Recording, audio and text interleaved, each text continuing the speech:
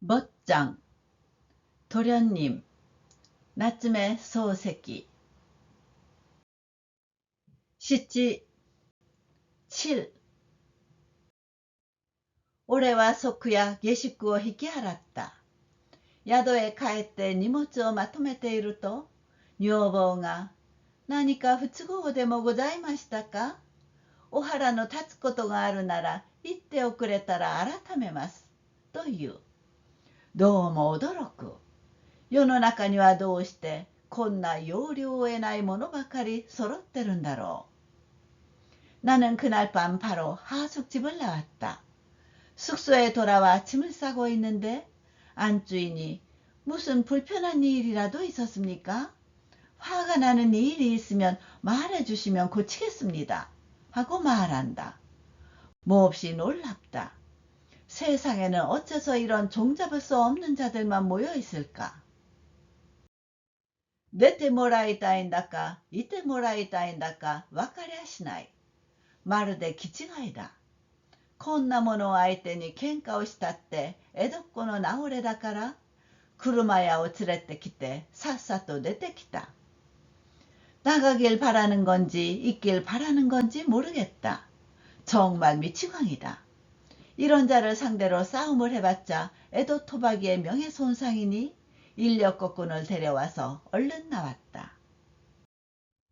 出たことは出たが、どこへ行くというあてもない。車屋が、どちらへ参りますと言うから、黙ってついてこい。今にわかる。と言って、スタスタやってきた。나오긴 나왔지만 어디로 가겠다는 정처도 없다. 인력거꾼이 어디로 가십니까? 하고 말하기에 참 자꾸 따라와. 금방 알아. 하고 불이 나게 걸어왔다. 面倒だから山城屋へ行こうかとも考えたが、また出なければならないから、つまり手数だ。こうして歩いてるうちには、下宿とかなんとか看板のあるうちをめっけ出すだろう。そうしたら、そこが天意にかなった我が宿ということにしよう。귀찮아서 야마시로야에 갈까도 생각했으나 다시 나가야 하니 즉 번거롭다. 이렇게 걷다 보면 하숙집이든 뭐든 간판이 있는 집을 발견하겠지. 그러면 그곳이 하늘뜻에 부합한 나의 숙소로 하자. 또ぐるぐる 関西で住みよさそうなところを歩いているうち、とうとう鍛冶屋町へ出てしまった。ここは士族屋敷で下宿屋などのある町ではないから、もっとにぎやかな方へ引き返そうかとも思ったが、ふといいことを考えついた。俺が敬愛する浦成君はこの町内に住んでいる。하고 빙빙 한적하고 살기 좋을 것 같은 곳을 걷다가 마침내 가지야 쪽으로 나와버렸다. 여기는 사족의 저택으로 하숙집 같은 게 있을 동네가 아니어서 좀 더 번화한 쪽으로 되돌아갈까 하고도 생각했으나 문득 좋은 생각이 들었다. 내가 경애하는 끝물군이 이 동네에 살고 있다. 占い君は土地の人で先祖代々の屋敷を控えているくらいだから、この辺の事情には通じているに相違ない。あの人を訪ねて聞いたら良さそうな下宿を教えてくれるかもしれない。幸い一度挨拶に来て勝手は知ってるから探して歩く面倒はない。끝물군은 이 고장 사람으로 조상 대대로의 저택을 갖고 있을 정도니 이 근처 사정에는 화날 것이 틀림없다. 그 사람을 찾아가 물어보면 적당한 하숙집을 가르쳐 줄지도 모른다. 다행히 한번 인사하러 와서 어딘지 아니까 찾아다닐 번거로움은 없다. ここだろうといい加減に見当をつけて、ごめん、ごめんと2遍ばかり言うと、奥から50ぐらいな年寄りが古風な子息をつけて出てきた。俺は若い女も嫌いではないが、年寄りを見るとなんだか懐かしい心持ちがする。여기일 거라고 대충 짐작하고 계세요? 계세요? 하고 두 번쯤 말하니 안쪽에서 쉬인쯤 된 노인이 고풍스러운 종이 촛불을 켜고 나왔다. 나는 젊은 여자도 싫지 않지만 노인을 보면 왠지 정겨운 기분이 든다. 오카다, 기요가好きだからその魂が方々のおばあさんに乗り移るんだろう。これは大方、占りくんのおっかさんだろう。切り下げの品格のある婦人だが、よく占りくんに似ている。아마 기어를 좋아하니까 그 영혼이 여러 할머니에게 옮겼다는 거겠지. 이건 아마 끝물군의 어머니겠지. 단발머리에 품격 있는 부인인데 끝물군과 많이 닮았다. まあ、お上がりというところ、ちょっとお目にかかりたいから、と主人を玄関まで呼び出して、実はこれこれだが、君、どこか心当たりはありませんかと尋ねてみた。어서 들어오세요. 하고 말하는 걸 잠깐 뵙고 싶어서 하고 주인을 현관까지 불러내 실은 이러이러한데 자네 어딘가 아는 곳은 없어요? 하고 물어보았다. 우라나리 센세, 소래와 사조 꼬마리 되ございましょう. 또しばらく考えていたが、この裏町に萩野といって老人夫婦切りで暮らしているものがある。一度や座敷を開けておいても無駄だから、確かな人があるなら貸してもいいから修繕してくれと頼んだことがある。今でも貸すかどうかわからんが、まあ一緒にいて聞いてみましょう。と親切に連れて行ってくれた。끝물선생님、그건 필시 곤란하시겠네요. 하고 잠시 생각하고 있더니 이 뒷동네에 하기노라고 해서 노인 부부가 단둘이 사는 이가 있는데 언젠가 방을 비워두어도 낭비니까 확실한 사람이 있다면 빌려줘도 좋으니 주선해달라고 부탁한 적이 있어. 지금이라도 빌려줄지 어떨지 모르겠지만 여하튼 같이 가서 물어봅시다. 하고 친절하게 데려다 주었다. その夜から萩野の家の下宿人となった。驚いたのは、俺がイカ銀の座敷を引き払うと、あくる日から入れ違いに野田が平気な顔をして、俺のいた部屋を占領したことだ。さすがの俺もこれには呆れた。世の中はいかさましばかりで、お互いにのせっこをしているのかもしれない。嫌になった。그밤부터 하기노 집에 하숙인이 되었다. 깜짝 놀란 것은 내가 이카긴네 방을 나오자 다음 날부터 교대하듯 알랑새가 아무렇지도 않은 얼굴로 내가 있던 방을 점령한 것이다. 앵간한 나도 여기엔 기가 막혔다. 세상은 온통 사기꾼 천지고 서로 속이며 살고 있는지도 모른다. 정남이가 떨어졌다. 世間がこんなものなら俺も負けない気で世間並みにしなくっちゃやりきれないわけになる。巾着切りの上前を跳ねなければ三度の御前がいただけないと、ことが決まればこうして生きてるのも考えものだ。세상이 이런 거라면 나도 지지 않겠다는 생각으로 남들 하듯 하지 않으면 못 해나가게 된다. 소매치기 몫을 가로채지 않으면 세 번의 밥상을 받을 수 없다고. 그렇게 정해지면 이렇게 살아있는 것도 생각해 볼 일이다. と言って、ピンピンした達者な体で首をくくっちゃ先祖へすまない上に外分が悪い。考えると物理学校などへ入って数学なんて役にも立たない芸を覚えるよりも600円を元手にして牛乳屋でも始めればよかった。그렇다고 해서 팔팔하고 튼튼한 몸으로 목을 매면 조상에게 미안한 데다 체면이 말이 아니다. 생각해보면 물리학교 같은 데 들어가 수학 따위 쓸모없는 재주를 익히기보다 600엔을 사본으로 해서 우유가게라도 시작할 걸 그랬다. そうすれば清も俺のそばを離れずに済むし、俺も遠くからばあさんのことを心配しずに暮らされる。一緒にいるうちはそうでもなかったが、こうして田舎へ来てみると、清はやっぱり善人だ。あんな気立てのいい女は日本中探して歩いたってめったにはない。그러면 기어도 내 곁을 떠나지 않아도 되고 나도 멀리서 할매를 걱정하지 않고 살 수 있다. 같이 있을 때는 그렇지도 않았는데 이렇게 시골에 와보니 기어는 역시 착한 사람이다. 그런 마음결이 좋은 여자는 일본 전역을 찾아다녀도 좀처럼 없다. ばあさん、俺の立つ時に少々風邪をひいていたが、今頃はどうしてるかしらん。先だっての手紙を見たらさぞ喜んだろう。それにしても、もう返事が来そうなものだが、俺はこんなことばかり考えて2、3日暮らしていた。할매, 내가 떠날 때 감기 좀 걸렸었는데 지금쯤은 어떻게 지내는지 모르겠다. 저번 편지를 보고는 필시 기뻐했겠지. 그건 그렇고 이제 답장이 올 것 같은데 나는 이런 생각만 하며 2, 3일 지내고 있었다. 気になるから宿のおばあさんに東京から手紙は来ませんかと時々尋ねてみるが、聞くたんびに何にも参りませんと気の毒そうな顔をする。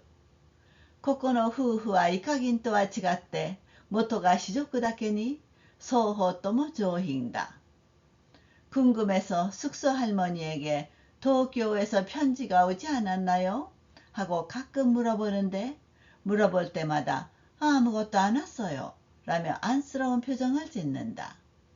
이곳 부부는 이카긴과는 달리 원래 사족인 만큼 양쪽 모두 점잖다. じいさんが夜になると変な声を出して歌いを歌うには並行するが、イカギンのようにお茶を入れましょうとむやみに出てこないから大きに楽だ。おばあさんは時々部屋へ来ていろいろな話をする。할아버지가 밤이 되면 이상한 소리를 내어 요곡을 노래하는 데는 질리지만 이카긴처럼 차를 끓입시다라며 터무니없이 오지 않으니 훨씬 편하다. 할머니는 가끔 방에 와서 이런저런 이야기를 한다. どうして奥さんをお連れなさって一緒においでなんだのじょなもし、などと質問をする。奥さんがあるように見えますかね。かわいそうに、これでもまだ20시ですぜ。と言ったらそれでも、왜 부인을 데려오셔서 같이 계시지 않는 건가요, 나모씨? 하고 묻는다. 부인이 있어 보이나요? 딱하게도 이래봬도 아직 24살입니다. 라고 했더니 그래도 あなた、20시で奥さんがおありなさるのは当たり前じゃなもし、と冒頭を言って、どこの誰さんは20歳でお嫁さんをおもらいたの。どこのなんとかさんは22で子供を2人を持ちたのと、何でも礼をハンダースばかりあげて反駁を試みたには恐れ入った。선생님, 24살에 부인이 있는 건 당연해요, 나모씨.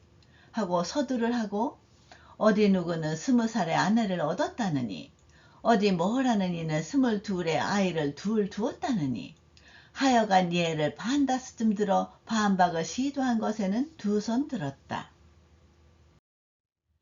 それじゃ僕も20시でお嫁をもらえるけれ世話をしておくれんかなと田舎言葉を真似て頼んでみたらおばあさん正直に本当かなもしと聞いた。그러면 저도 24살의 아내를 얻을 테니 도와주시겠어요? 하고 시골 말을 흉내내서 부탁해보니 할머니 정색하고 정말인가요, 나모씨? 하고 묻는다. 本当のほんまのって僕か嫁がもらいたくって仕方がないんだ。そうじゃろうがなもし、若いうちは誰もそんなものじゃけれ。この挨拶には痛み入って返事ができなかった。정말로 진짜예요. 전 아내를 너무너무 얻고 싶어요. 그렇겠지요, 나모씨. 젊을 때는 누구나 그런 거니까. 이 인사말에는 황송해서 대답을 못했다. しかし先生はもうお嫁が終わりなさるに決まっとらい。私はちゃんともう狙んどるじょなもし。へえ、担がんだね。どうして狙んどるんですか？하지만 선생님은 벌써 아내가 틀림없이 있겠지요. 나는 분명히 벌써 짐작하고 있어요, 나머씨. 화란이네요. 어떻게 해서 짐작해요? どうしてって頼りはないか、頼りはないかてって、毎日頼りを待ち焦がれておいでるじゃないかなもし。こいつは驚いた。大変な活眼だ。当たりましたろうがなもし。そうですね。当たったかもしれませんよ。어떻게 해서라니. 도쿄에서 소식이 없나 소식이 없나 하고 매일 소식을 애타게 기다리고 있잖아요, 나모씨. 이건 놀랍네. 대단한 화란이시네. 맞았겠지요, 나모씨. 그렇죠. 맞았을지도 모르죠. しかし、今時の女子は昔と違うて油断ができんけれ。お気をつけたがええぞなもし。何ですかい？僕の奥さんが東京で真男でもこしらえていますかい？いいえ、あなたの奥さんは確かじゃけれど。それでやっと安心した。それじゃ何を気をつけるんですい？그러나 요즘의 여자는 옛날과 달리 방심할 수 없으니까 조심하시는 게 좋아요, 나머씨. 뭐예요? 제 아내가 도쿄에서 서방질이라도 하고 있을까요?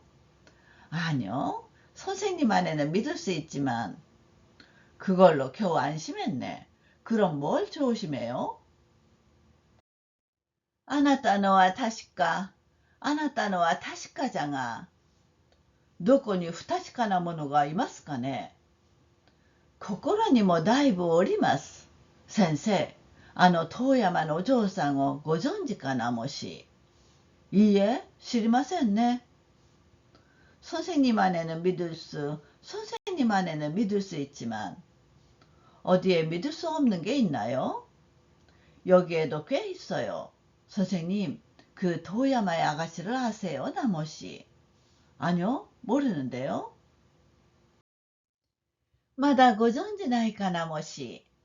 ここらであなた、一番のべっぴんさんじゃがなもし。あまりべっぴんさんじゃけれ、学校の先生方はみんな、マドンナ、マドンナと言うといでるじゃなもし。まだお聞きんのかなもし。아직 모르시려나 뭐시. 여기서 제해가는 미인이에요 나 뭐시. 너무 미인이어서 학교 선생님들은 다 마돈나 마돈나라고 해요 나 뭐시. 아직 못 들으셨나 봐요 나 뭐시. 응, 마돈나 ですか? 뭐가 예의샤노 나까と思った。いいえ、あなた。マドンナというと当人の言葉でべっぴんさんのことだろうがなもし。そうかもしれないね。驚いた。마돈나요? 난 기생 이름인 줄 알았네. 아니요. 마돈나라는 건 외국말이고 미인을 말하는 거예요, 나머씨. 그럴지도 모르지. 놀랍네. 가다. 科学の先生がおつけた謎なもし。野田がつけたんですかい？いいえ、吉川先生がおつけたのじゃがなもし。そのマドンナが不確かなんですかい？아마도 미수 선생님이 붙인 이름이에요, 나머씨. 알랑새가 붙였어요? 아니요, 그 요시카와 선생님이 붙인 거예요, 나머씨. 그 마돈나가 못 믿을 사람이에요? そのマドンナさんが不確かなマドンナさんでなもし。厄介だね。あだ名のついてる女にゃ昔からろくなものはいませんからね。そうかもしれませんよ。그 마돈나 씨가 못 믿을 마돈나 씨예요, 나머씨. 골칫거리네요. 별명이 붙은 여자는 예부터 제대로 된 사람이 없으니까요. 그럴지도 모르죠. 本当に、そうじゃなもし。貴人のお松じゃの、楽器のお役じゃのてて、怖い女がおりましたな、もし。マドンナもその同類なんですかね。정말 그래요, 나머시. 귀신인 오마트니 달빈 오약군이라고 해서 무서운 여자가 있었지요, 나머시. 마돈나도 그 동료일까요? そのマドンナさんがなもし、あなた、空の、あなたをここへ世話をしておくれた古賀先生なもし、あの方のところへお嫁に行く約束ができていたのじゃがなもし。へえ、不思議なもんですね。あの占り君がそんな縁福のある男とは思わなかった。人は見かけによらないものだな。ちっと気をつけよう。그 마돈나 씨가 나모시 선생님, 그 저기 선생님을 여기에 데려와준 고가 선생님 나모시. 그분한테 시집가기로 약속이 되어 있었는데 나모시. 신기하네요. 그 끝물군이 그런 여복이 있는 남자라고는 생각지 않았는데. 사람은 겉보기와는 다른 거네. 좀 조심해야겠네.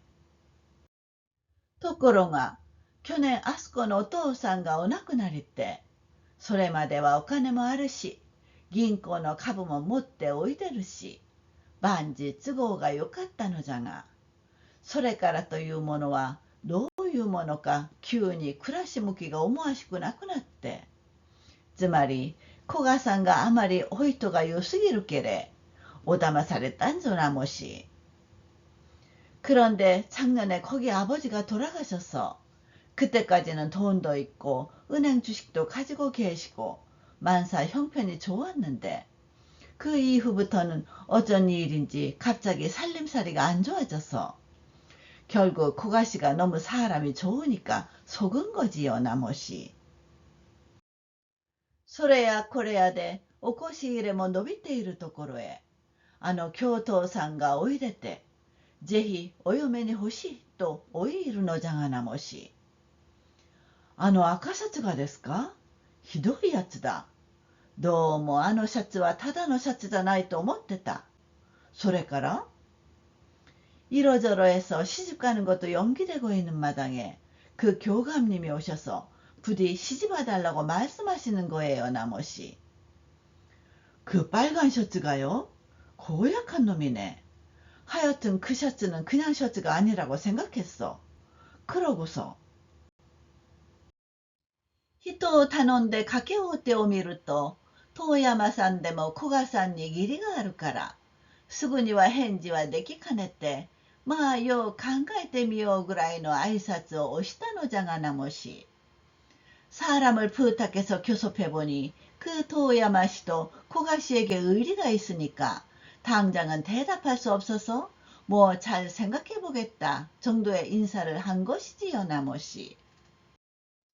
すると赤シャツさんが手鶴を求めて遠山さんの方へ出入りをおしるようになって、とうとうあなた、お嬢さんを手なずけておしまいたのじゃがなもし。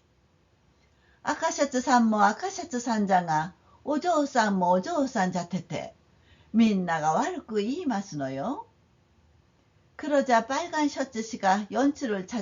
遠山氏쪽으로 드나들 수 있게 돼서 마침내 선생님, 아가씨를 회유해버린 거지요, 나머시.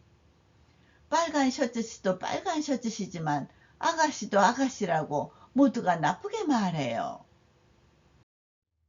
일단 고가상의 요면이 입고てて 承知をしときながら、今さら学士さんがおいでたけれ、その方に買い寄ってて、それじゃ今日様へ住むまいがなもし、あなた。全くすまないね。今日様どころか、明日様にも、明後日様にも、いつまで行ったって隅っこありませんね。일단 고가씨에게 시집가겠다고 승낙했으면서 이제 와서 학사님이 나섰으니까 그분으로 바꾸다니. 그래서야 해님께 죄송하지요, 나머시 선생님. 정말 죄송하지. 오늘은 고사하고 내일도 모레도 언제까지 가도 끝이 없지요. それで古賀さんにお気の毒じゃってて、お友達の堀田さんが教頭のところへ意見をしにお行きたら、赤シャツさんが、あしや約束のあるものを横取りするつもりはない。早くになればもらうかもしれんが、今のところは遠山家とただ交際をしているばかりじゃ。遠山家と交際をするには別段古賀さんにすまんこともなかろう。とおいいるけれ。堀田さんも仕方がなしにお戻りとそうな。그래서 고가 씨가 안 됐다고 친구 호타 씨가 교감에게 이빨은 소리를 하러 갔더니 빨간 셔츠 씨가 나는 약속된 사람을 가로챌 생각은 없어. 파약이 되면 어딜지도 모르나 현재로서는 도야마 지방과 단지 교제를 할 뿐이야. 도야마 지방과 교제를 하는 거는 별반 고가 씨에게 미안한 일도 아니겠지? 라고 말하니까 호타 씨도 어쩔 수 없이 돌아오셨다고 해요. 赤シャツさんと堀田さんはそれ以来折り合いが悪いという評判所なもし。よくいろいろなことを知ってますね。どうしてそんな詳しいことがわかるんですか？感心しちまった。狭いけれ何でもわかりますぞなもし。빨간 셔츠 씨와 호타 씨는 그 이후로 사이가 좋지 않다는 평판이에요 나もし。여러 가지 일을 잘 아시네요. 어떻게 그런 상세한 것을 알 수 있죠? 탐복했네. 좁으니까 뭐든지 알 수 있지요, 나머지. わかりすぎて困るくらいだ。この様子じゃ、俺の天ぷらや団子のことも知ってるかもしれない。厄介なところだ。しかし、おかげさまでマドンナの意味もわかるし、山嵐と赤シャツの関係もわかるし、大いに高額になった。너무 알아 곤란할 정도다. 이 상태면 나의 튀김이나 경단에 대해서도 알고 있을지도 모른다. 골치 아픈 것이다. 하지만 덕분에 마돈나의 의미도 알고 산바람과 빨간 셔츠의 관계도 알고 많이 배우게 되었다. ただ困るのはどっちが悪者だかはっきりしない。俺のような単純なものには白とか黒とか片付けてもらわないとどっちへ味方をしていいかわからない。다만 곤란한 것은 어느 쪽이 나쁜 건지 명백하지 않다. 나 같은 단순한 자에게는 흑인지 백인지 가려주지 않으면 어느 쪽 편을 들어야 할지 모른다. 赤シャツと山嵐とどっちがいい人ですかね。山嵐って何ぞなもし。山嵐というのは堀田のことですよ。そりゃ強いことは堀田さんの方が強そうじゃけれど、しかし赤シャツさんは学士さんじゃけれ、働きはあるかだじょなもし。빨간 셔츠와 산바람 중에 어느 쪽이 좋은 사람이지요? 산바람이라니 뭐예요, 나머지? 산바람이라는 건 호타를 말해요. 그야 세은 건 호타 씨 쪽이 세일 것 같은데. 그러나 빨간 셔츠 씨는 학사님이니까 유능한 분이지요, 나머지. それから優しいことも赤シャツさんの方が優しいが、生徒の評判は堀田さんの方がええと言うじゃなもし。つまりどっちがいいんですかね。つまり月給の多い方が偉いのじゃろうがなもし。그리고 상냥한 것도 빨간 셔츠 씨가 상냥한데 학생 평판은 호타 씨가 더 좋다고 해요 나머지. 요컨대 어느 쪽이 좋을까요? 요컨대 월급이 많은 쪽이 잘난 거겠지요 나머지. これじゃ聞いたって仕方がないからやめにした。それから2、3日して学校から帰るとおばあさんがニコニコして「へえ、お待ちどうさま、やっと参りました」と一本の手紙を持ってきて「ゆっくりごらん」と言って出て行った。取り上げてみると清からの頼りだ。이래서는 들어봤자 소용없으니 그만두기로 했다. 그러고서 2, 3일 지나 학교에서 돌아오니 할머니가 싱글벙글하며 아유 오래 기다리셨어요. 드디어 왔습니다. 하고 편지 한 통을 들고 와서 천천히 보세요. 라며 나갔다. 받아들고 보니 기호에게서 온 소식이다. 付箋が2、3枚ついてるからよく調べると、山城屋からイカギの方へ回して、イカギンから萩野へ回ってきたのである。その上、山城屋では1週間ばかり逗留している。宿屋だけに手紙まで止めるつもりなんだろう。 쪽지가 두세 장 붙어 있어서 자세히 살펴보니 야마시로야에서 이카긴으로 돌리고 이카긴에서 하긴으로 돌아온 것이다. 게다가 야마시로야에서는 일주일 정도 머물렀다. 여간인 만큼 편지까지 묻게 할 생각인 거겠지. 開いてみると非常に長いもんだ。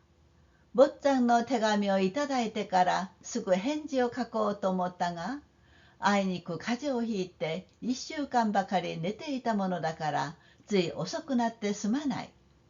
その上、今時のお嬢さんのように読み書きが達者でないものだから、こんなまずい字でも書くのによっぽど骨が折れる。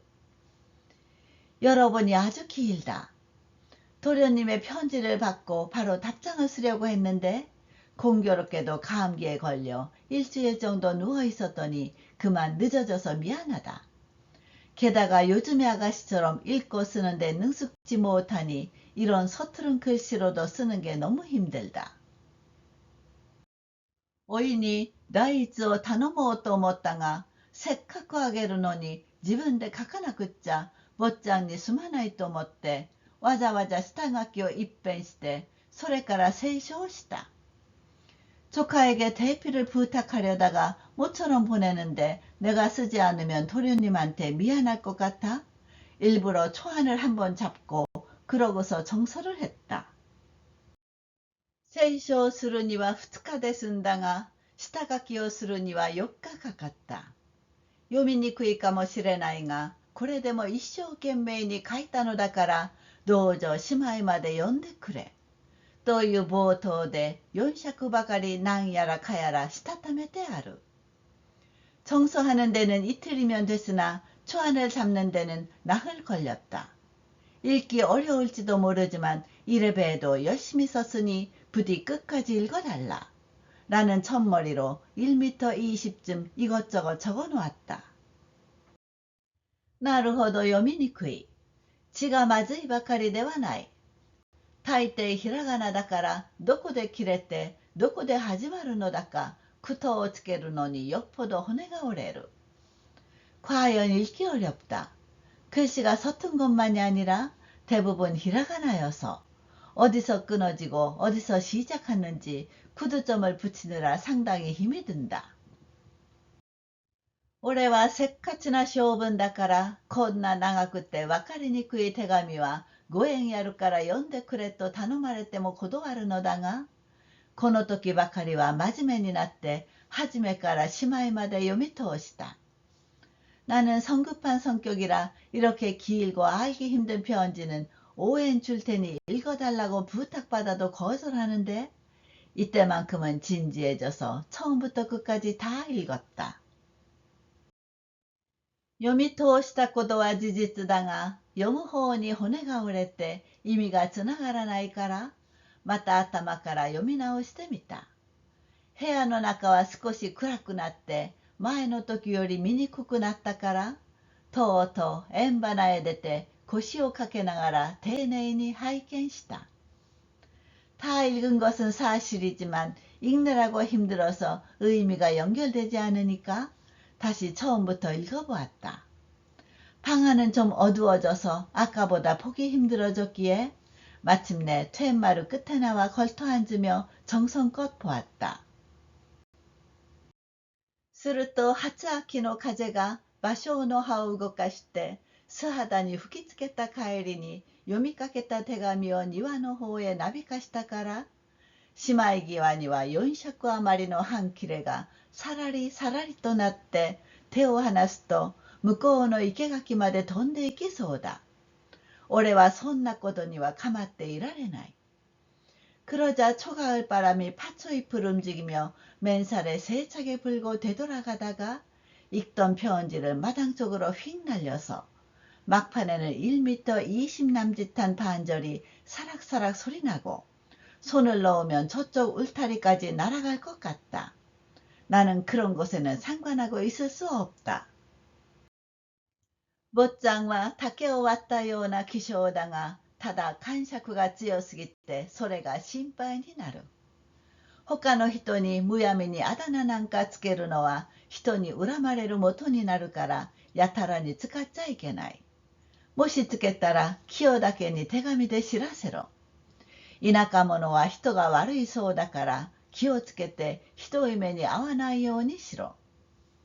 도련님은 대쪽 같은 고든 성미인데 다만 부하가 너무 세서 그게 걱정이다.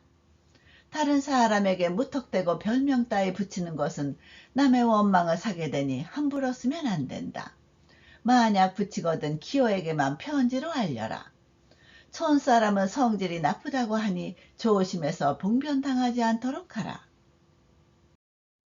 기코오다때 도쿄요리 후준니 기맛대루까라 내비에 오시때 가제오 히이테와 이케나이. 못장の手紙はあまり短すぎて様子がよくわからないからこの次にはせめてこの手紙の半分ぐらいの長さの書いてくれ。기후도 도쿄보다 분명 불순하니까 춥게 자서 감기에 걸리면 안 된다.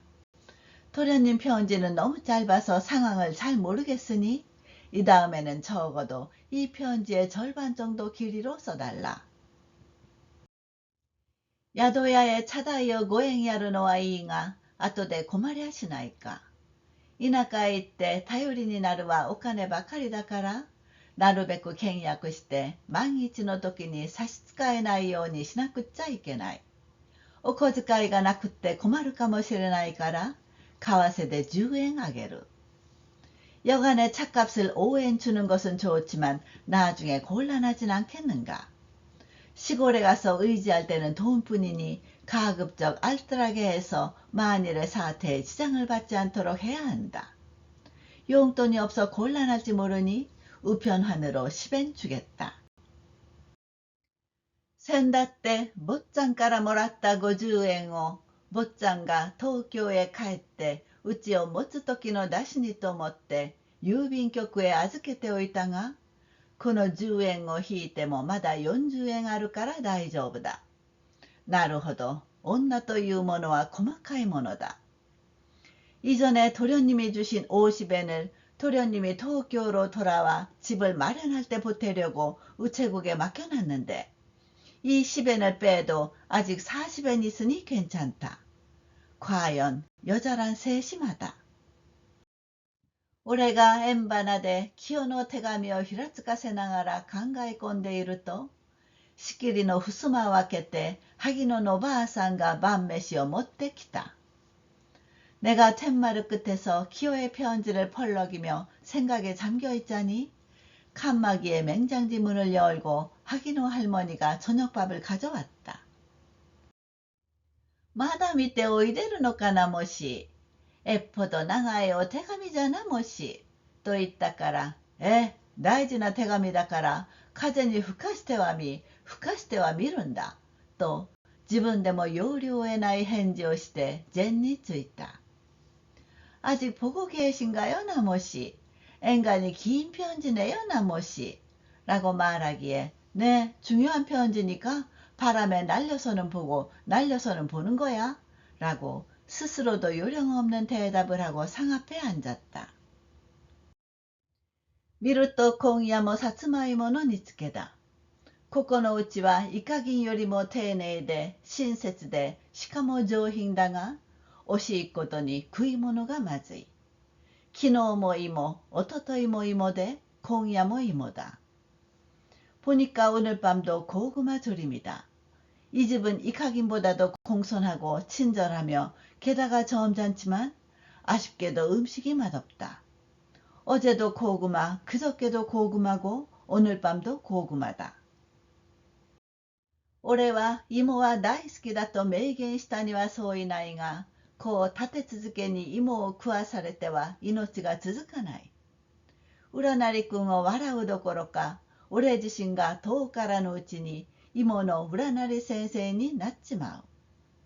나는 고구마를 매우 좋아한다고 확실히 말한 것은 틀림없으나 이렇게 연달아 고구마를 먹어서는 목숨을 부지할 수 없다. 끝물을 비웃기는커녕 나 자신이 머지않아 고구마의 끝물 선생이 되고 만다. 気をならこんな時に俺の好きなマグロの刺身かかまぼこの漬け焼きを食わせるんだが、貧乏士族のケチン坊ときちゃ仕方がない。どう考えても清と一緒でなくちゃダメだ。もしあの学校に長くでもいる模様なら東京から呼び寄せてやろう。기어라면 이럴 때 내가 좋아하는 참치회나 가마복고 양념구이를 먹일 텐데 가난한 사족의 구두쇠인이 어쩔 수 없다. 아무리 생각해도 기어와 함께가 아니면 안 된다. 만약 저 학교에 올해라도 있을 것 같으면 도쿄에서 불러드려야겠다. 텐푸라 소바오 굿자 나라나이, 단고 굿자 나라나이. それで下宿にいて芋ばかり食って黄色くなっているなんて教育者はつらいものだ。禅宗坊主だってこれよりは口に栄養をさせているだろう。튀긴 메밀국수를 먹으면 안 된다. 경단을 먹으면 안 된다. 그러고서 하숙집에 가서 고구마만 먹고 노랗게 되어 있으라니 교육자는 괴로운 법이다. 선종 스님도 이보다는 입이 호사스러울 것이다. 俺は一皿の芋を平らげて、机の引き出しから生卵を2つ出して、茶碗の縁で叩き割って、ようやくしのいだ。生卵ででも栄養を取らなくっちゃ、1週21時間の授業ができるものか。나는 고구마 한 접시를 먹어치우고 책상 서랍에서 날달걀 2개를 꺼내 밥공기 가장자리에 두드려 깨서 간신히 견뎠다. 날달걀로라도 영양을 섭취하지 않고서야 일주일에 21시간의 수업을 할 수 있겠는가. 今日は清の手紙でユニーク時間が遅くなった。しかし毎日行きつけたのを一日でも欠かすのは心持ちが悪い。汽車にでも乗って出かけようと、例の赤手ぬぐいをぶら下げて停車場まで来ると、2、3分前に発車したばかりで少々待たなければならぬ。오늘은 기어 편지로 목욕하는 시간이 늦어졌다. 그러나 매일 가던 것을 하루라도 거르는 건 개운치 않다. 기차라도 타고 가려고 그 빨간 수건을 들고 정거장까지 오니 2、3분 전에 막 출발하여 조금 기다려야 한다. 벤치에腰をかけて敷島をふかしていると、偶然にも占い君がやってきた。俺はさっきの話を聞いてから占い君がなおさら気の毒になった。普段から天地の間に居候をしているように小さく構えているのがいかにも哀れに見えたが、今夜は哀れどころの騒ぎではない。벤치에 걸터 앉아 시키시마 담배를 피우고 있으니까 우연히 끝물군이 왔다. 나는 아까 그 이야기를 듣고 나서 끝물군이 더욱 안쓰러워졌다. 평소 천지간에 얹혀 사는 듯이 움츠리고 있는 게 참어 불쌍해 보였는데 오늘 밤은 불쌍한 정도가 아니다. できるならば月給を倍にして遠山のお嬢さんと明日から結婚させて1ヶ月ばかり東京へでも遊びにやってやりたい気がした矢先だから、や、お湯ですか？さあ、こっちへおかけなさい。と威勢よく席を譲ると、가능하다면 월급을 곱절로 늘려 도야마의 아가씨와 내일부터 결혼시켜 한 달 정도 도쿄에라도 놀러가게 하고 싶은 마음이 든 참이어서 아, 목욕이에요? 자, 이리 앉으세요. 하고 기세 좋게 자리를 양보하자占い君は恐れ入った体裁で、いえ、構うておくれなさるな、と遠慮だかなんだかやっぱり立ってる。少し待たなくっちゃ出ません。くたびれますからおかけなさい。또また勧めてみた。끝물군은 황송해하는 모습으로 아니 신경 쓰지 마세요. 라며 사양인지 뭔지 역시 서 있다. 좀 기다리지 않으면 안 나가요. 지치실 텐데 앉으세요. 하고 다시 권해보았다. 実はどうかしてそばへかけてもらいたかったくらいに気の毒でたまらない。それではお邪魔をいたしましょう。とようやく俺の言うことを聞いてくれた。世の中には野田見たように生意気な出ないで済むところへ必ず顔を出すやつもいる。실은 어떻게든 곁에 앉히고 싶었을 정도로 불쌍해서 견딜 수 없다. 그러면 실례하겠습니다. 하고 겨우 내 말을 들어주었다. 세상에는 알랑새처럼 건방진 나오지 않아도 되는 곳에 꼭 얼굴을 내미는 녀석도 있다. 야마아라시のように俺がいなくっちゃ日本が困るだろうというような面を肩の上へ乗せてるやつもいる。そうかと思うと赤シャツのようにコスメチックと色男の問屋を持って自ら任じているのもある。教育が生きて付録コートを着れば俺になるんだと言わぬばかりの狸もいる。산바람처럼 내가 없으면 일본이 곤란하겠지 라고 하는 듯한 얼굴을 어깨 위에 얹은 녀석도 있다. 그런가 하면 빨간 셔츠처럼 화장품과 호색남의 도매상을 스스로 담당하고 있는 자도 있다. 교육이 살아서 프로코트를 입으면 내가 된다 하고 말을 안 할 뿐인 너구리도 있다. 미나미나それそうに威張ってるんだが、この占い先生のようにあれども泣きがごとく、人質に取られた人形のようにおとなしくしているのは見たことがない。顔は膨れているが、こんな結構な男を捨てて赤シャツになびくなんて。マドンナもよっぽど気の知れないおキャンだ。赤シャツがなんだ明日よったって、これほど立派な旦那様ができるもんか。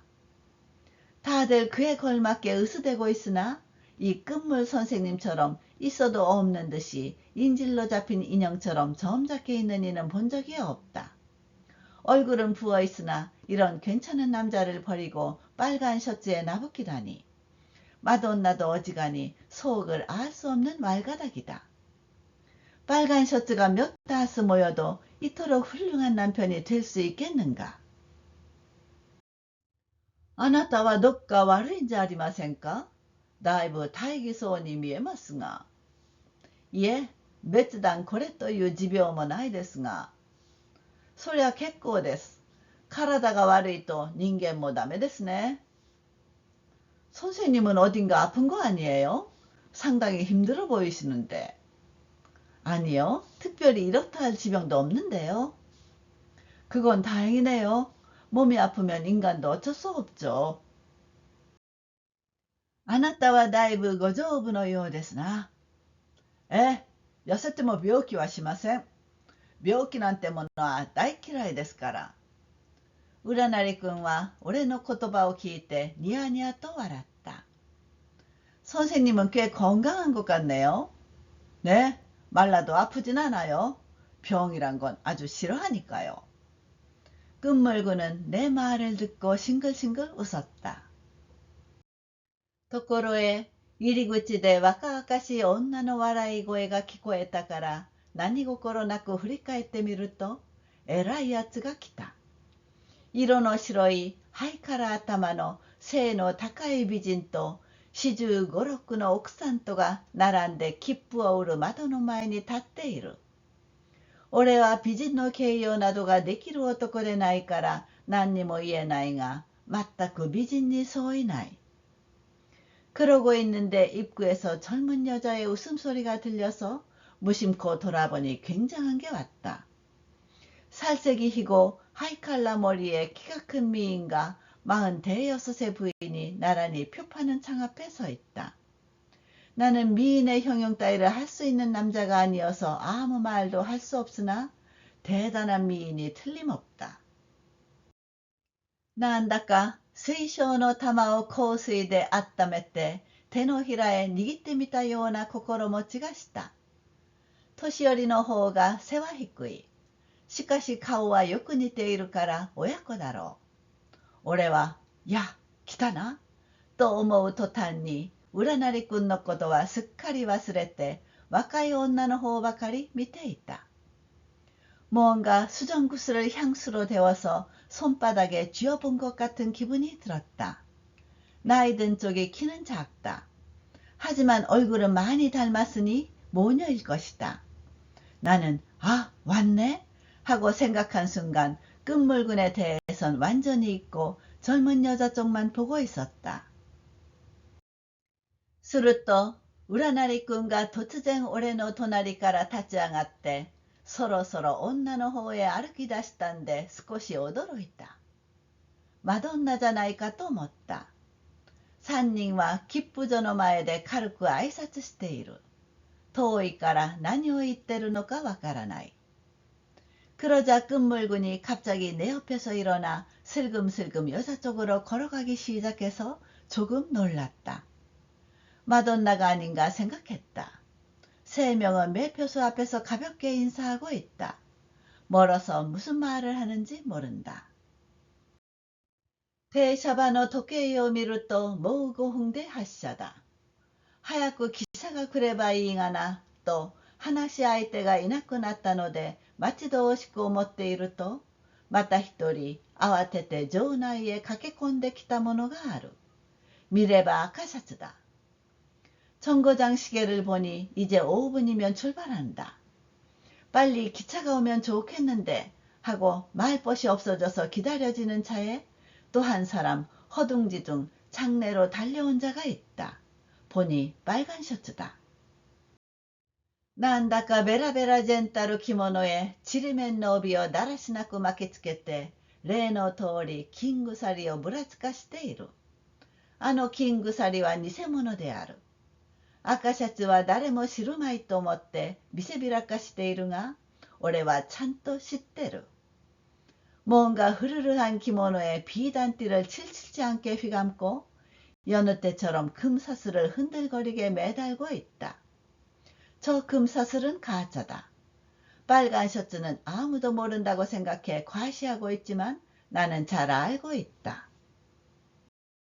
赤シャツは駆け込んだなり、何かキョロキョロしていたが、切符売り下げ所の前に話している三人へ陰銀にお辞儀をして、何か二言三言言ったと思ったら、急にこっちへ向いて例のごとく猫足に歩いてきて、빨간 셔츠는 달려오자마자 뭔가 두리번거리다가 매표소 앞에서 이야기하고 있는 세 명에게 정중하게 인사를 하고 뭔가 두 마디 세 마디 하는가 싶더니 갑자기 이쪽으로 돌아서 여느 때처럼 고양이 걸음으로 걸어와. 야,君もゆですか?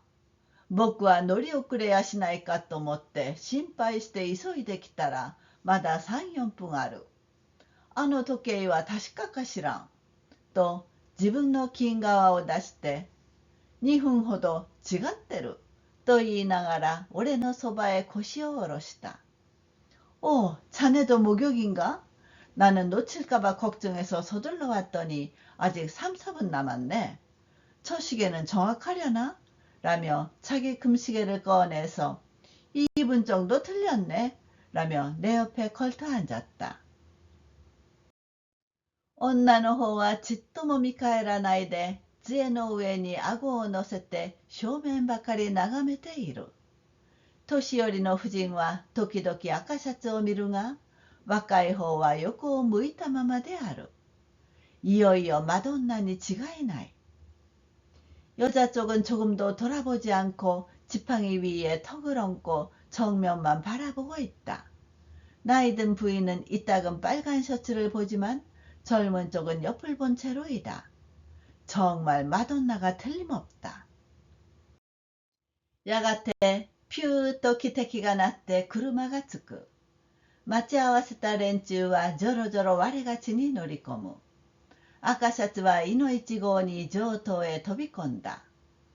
上等へ乗ったって言われるどころではない。住田まで上等が5銭で下等が3銭だから、わずか2銭違いで上下の区別がつく。이윽고 삐익 하고 기적소리가 나며 기차가 들어온다. 기다리던 무리는 우르르 앞을 다투어 올라탄다. 빨간 셔츠는 제일 먼저 상등칸으로 뛰어들었다. 상등칸에 타봤자 으스댈 게 아니다. 스미타까지 상등이 5전이고 하등이 3전이니까 고작 2전 차이로 상하 구별이 생긴다. こういう俺でさえ上等を奮発して白切符を握ってるんでもわかる。もっとも田舎者はケチだからたった2,000の出入りでもすこぶる苦になると見えて大抵は加藤へ乗る。 이런 나조차도 상등을 큰맘 먹고 사서 흰색표를 쥐고 있는 것으로도 알 수 있다. 하기야 촌 사람은 쪼잔해서 단 이전의 지출이라도 몹시 부담스러운 모양인지 대개는 하등을 탄다. 아까 셔츠의後からマドンナとマドンナのおふくろが上等へ入り込んだ。浦成君は活版で押したように加藤ばかりへ乗る男だ。先生、加藤の車室の入り口へ立ってなんだか中長の手入れあったが、俺の顔を見るや否や思い切って飛び込んでしまった。빨간 셔츠의 뒤를 따라 마돈나와 마돈나의 어머니가 상등으로 들어갔다. 끝물구는 변함없이 하등만 타는 남자다. 선생은 하등칸 입구에 서서 뭔가 주저하는 태세였으나 내 얼굴을 보자마자 과감히 뛰어들어 버렸다. 俺はこの時なんとなく気の毒でたまらなかったから浦成君の後からすぐ同じ車室へ乗り込んだ。上等の切符で加藤へ乗るに不都合はなかろう。 나는 이때 어쩐지 안쓰러워 견딜 수 없었기에 끝물군의 뒤를 따라 곧바로 같은 칸에 올라탔다. 상등의 표로 하등을 타기에 불편함은 없을 것이다. 온생에着いて3階から浴衣のなりで湯壺へ降りてみたらまた浦成君に会った。俺は会議や何かでいざと決まると喉が塞がって喋れない男だが普段は随分弁ずる方だからいろいろ湯壺の中で浦成君に話しかけてみた。 온천에 도착해서 3층에서浴衣 차림으로 욕탕에 내려가 봤더니 다시 끝물군을 만났다. 나는 회의나 뭔가에서 막상 닥치면 목이 막혀 말을 못하는 남자이나 평소에는 꽤 말하는 편이라 이것저것 욕탕 속에서 끝물군에게 말을 걸어보았다. なんだか哀れっぽくってたまらない。こんな時に一口でも先方の心を慰めてやるのは江戸っ子の義務だと思ってる。ところがあいにく浦成君の方ではうまい具合にこっちの調子に乗ってくれない。 어쩐지 가엾어 죽겠다. 이럴 때 한마디라도 상대방의 마음을 위로해 주는 것은 애도 토박이의 의무라고 생각한다. 그런데 아쉽게도 끝물근 쪽에서는 모양새 좋게 이쪽 장단에 맞춰주지 않는다. 何を言ってもとか家とかぎりでしかもそのと家がだいぶ面倒らしいのでしまいにはとうとう切り上げてこっちからごめんこむった。 무슨 말을 해도 네라든가 아니라든가 뿐이고 게다가 그 네와 아니가 꽤나 귀찮은 듯해서 결국에는 마침내 그만두고 이쪽에서 사절했다. 湯の中では赤シャツに合わなかった。もっとも風呂の数はたくさんあるのだから同じ汽車で着いても同じ湯壺で会うとは決まっていない。別段不思議にも思わなかった。 온천 안에서는 빨간 셔츠를 만나지 않았다. 하기야 목욕탕 수는 많이 있으니 같은 기차로 도착해도 같은 욕탕에서 만나는 것은 당연하지 않다. 별반 이상하게도 생각하지 않았다. 風呂を出てみるといい月だ。町内の両側に柳が植わって柳の枝が丸い影を往来の中へ落としている。 少し散歩でもしよう。北へ登って町の外れへ出ると左に大きな門があって門の突き当たりがお寺で左右が義楼である。목욕탕을 나와보니 달이 좋다. 동네 안 양측으로 버드나무가 심어져 있고 버드나무 가지가 둥근 그림자를 거리 속으로 떨어뜨리고 있다. 산책이라도 좀 하자. 북쪽으로 올라 동네 변두리로 나오니 왼쪽에 큰 문이 있고 문끝이 저리고 좌우가 기루이다. 山門の中に遊郭があるなんて前代未聞の現象だ。ちょっと入ってみたいが、またタヌキから会議の時にやられるかもしれないから、やめて素通りにした。門の並びに黒いのれんをかけた小さな格子窓の平屋は、俺が単語を送ってしくじったところだ。산문 안에 유각이 있다니 전대미문의 현상이다. 좀 들어가 보고 싶지만 또 너구리에게 회의 때 당할지도 모르니 그만두고 그냥 지나갔다. 문 나란히 검은 포렴을 건 작은 격자창의 단층집은 내가 경단을 먹고 출입을 금지당한 곳이다. 마르조 진니 시르코 오조니と書いたのがぶら下がって提灯の火が軒場に近い一本の柳の幹を照らしている。食いたいなと思ったが我慢して通り過ぎた。둥근 초롱에 단팥죽 떡국이라고 쓴 것이 매달려 있고 초롱불이 처마 끝 가까이 한 그루의 버드나무 줄기를 비추고 있다. 먹고 싶다고 생각했으나 참고 지나갔다. 食いたい団子の食えないのは情けない。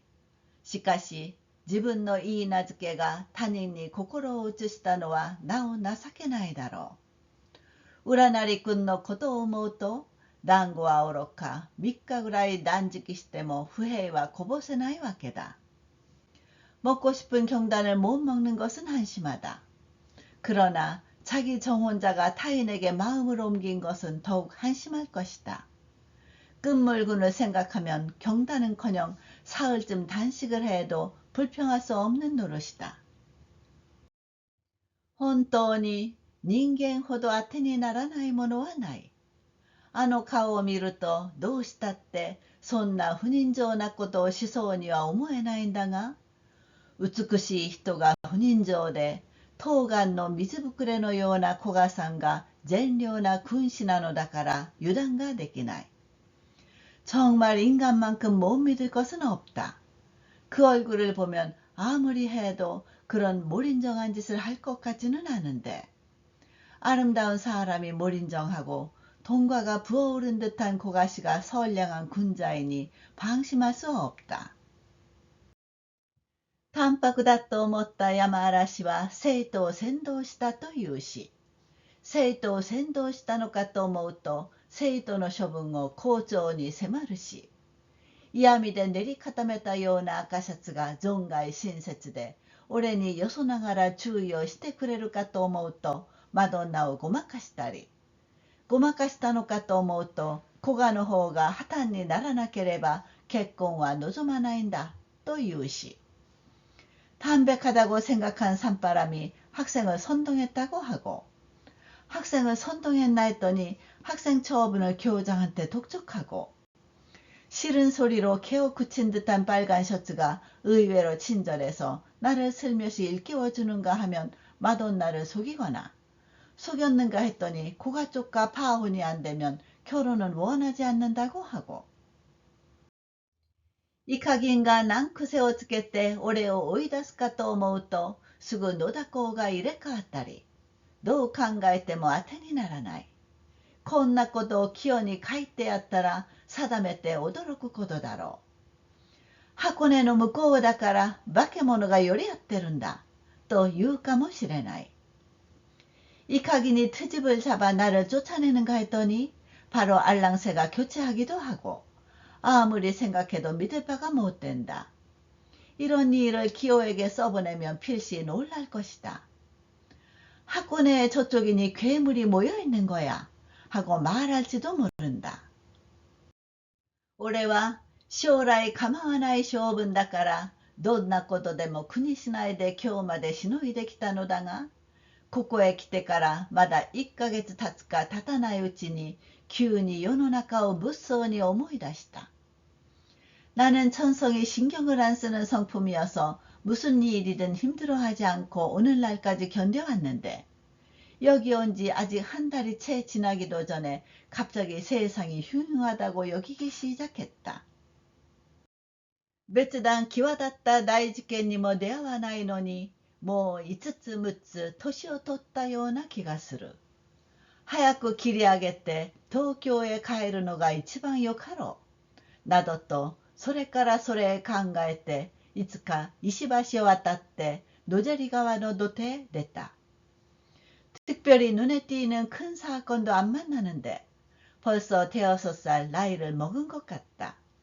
빨리 정리하고 도쿄로 돌아가는 게 제일 좋을 것이다. 라는 등 연이어 생각하다 어느새 돌다리를 건너 노제리강의 둑으로 나왔다. 川というと偉そうだが、実は一軒ぐらいなちょろちょろした流れで土手に沿って12町ほど下ると相生村へ出る。村には観音様がある。강이라고 하면 대단할 것 같지만 실은 폭이 한 칸쯤 되는 졸졸 흐르는 물줄기로 둑을 따라 12블럭 정도 내려가면 아이오이 마을이 나온다. 마을에는 관음상이 있다. 湯の町を振り返ると赤い日が月の光の中に輝いている。太鼓が鳴るのは遊郭にそういない。川の流れは浅いけれども速いから神経質の水のようにやたらに光る。온천 동네를 되돌아보니 붉은 등불이 달빛 속에서 반짝이고 있다. 북소리가 나는 것은 유곽이 틀림없다. 강의 흐름은 얕지만 빠르니까 신경질적인 물처럼 마구 빛난다. ぶらぶら土手の上を歩きながら約3丁も来たと思ったら向こうに人影が見え出した。月に透かしてみると影は2つある。ゆえ来て村へ帰る若い衆かもしれない。それにしては歌も歌わない。정말静かだ. 어슬렁어슬렁 둑 위를 걸으며 한 3블록이나 온 줄 알았더니 저쪽에 사람 그림자가 보이기 시작했다. 달에 비춰보니 그림자는 2개 있다. 온천에 왔다가 마을로 돌아가는 젊은이일지도 모른다. 그런 것 치고는 노래도 부르지 않는다. 의외로 조용하다. だんだん歩いてゆくと俺の方が早足だと見えて2つの影帽子が次第に大きくなる。一人は女らしい。俺の足音を聞きつけて10軒ぐらいの距離に迫った時、男がたちまち振り向いた。月は後ろから指している。점점 걸어가니 내 쪽이 빠른 걸음인 듯 두 그림자가 점점 커진다. 한 명은 여자인 듯하다. 내 발소리를 듣고 10칸 정도의 거리로 다가왔을 때 남자가 후련 뒤돌아보았다. 달은 뒤에서 비추고 있다. その時俺は男の様子を見てはてなと思った。男と女はまた元の通りに歩き出した。俺は考えがあるから急に全速力で追っかけた。그때 나는 남자의 모습을 보고 누구지? 하고 생각했다. 남자와 여자는 다시 원래대로 걷기 시작했다. 나는 생각이 있어서 갑자기 전속력으로 뒤쫓았다. 先方は何の気もつかずに最初の通りゆるゆる歩を移している。今は話し声も手に取るように聞こえる。土手の幅は6尺ぐらいだから並んで行けば3人がようやくだ。 저쪽은 아무 눈치도 못 채고 처음처럼 느릿느릿 걸음을 옮기고 있다. 지금은 말소리도 손에 잡히듯 들린다. 두 개 폭은 6자 정도여서 나란히 가면 3명이 고작이다. 俺は雲なく後ろから追いついて男の袖をすり抜けざま二足前へ出した首すをぐるりと返して男の顔を覗き込んだ。月は正面から俺の五分狩りの頭から顎のあたりまで会釈もなく照らす。나는 어렵지 않게 뒤에서 따라붙어 남자의 소매를 스쳐 지나가자 두 발 앞으로 나간 발꿈치를 휙 돌려 남자의 얼굴을 들여다보았다. 다른 정면에서 나의 짧게 자른 머리부터 턱 주변까지 꺼리낌도 없이 비춘다.